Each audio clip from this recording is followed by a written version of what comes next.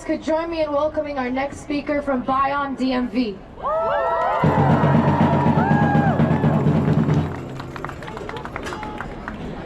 I am Sez, an organizer with Bayon DMV.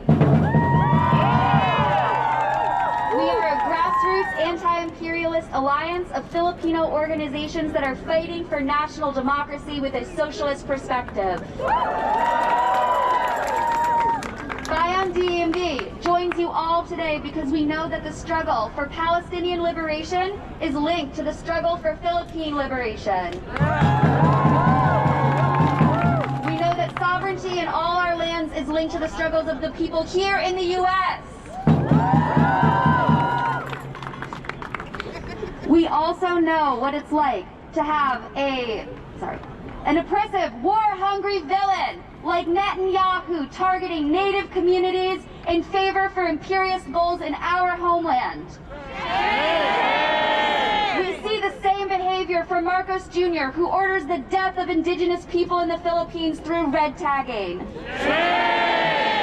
Under the Trump administration, we are witnessing the U.S. government reveal its true colors without any disguises.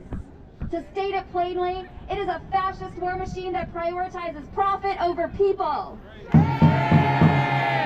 We see this very clearly in Trump's executive orders and his current attacks on migrants that criminalizes and demonizes migration and in directing agencies like ICE and CBP to carry out his campaign promise of mass deportations.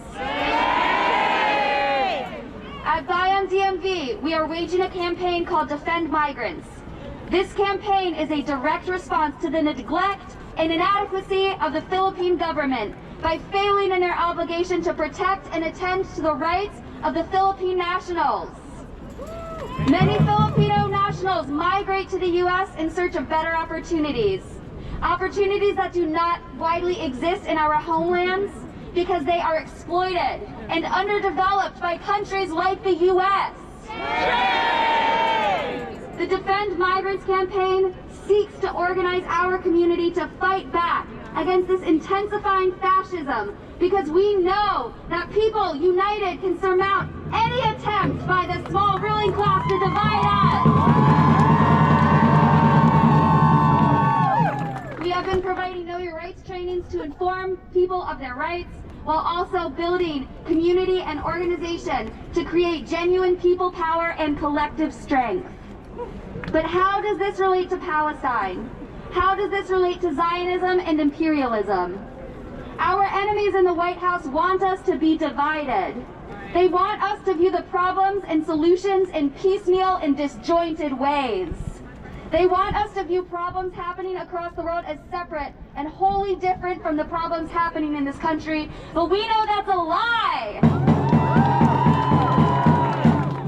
Comrades, we must be smart and we must be organized.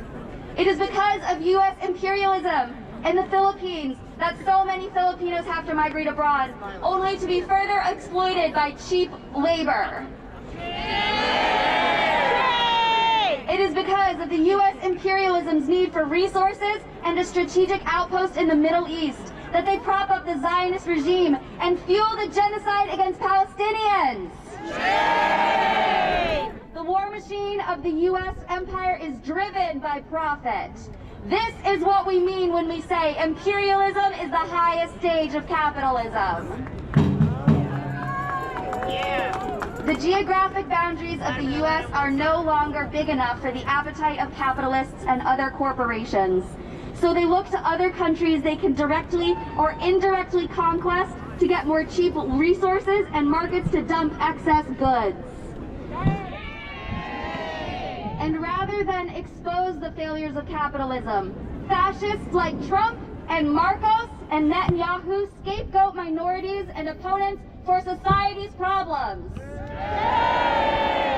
We must not let these fascist leaders and all their puppets confuse and divide our communities. We must realize that the solution to all these problems is created by imperialism. The solution is to organize. It is to organize our community into fighting mass organizations that take up the issues and build collective people power.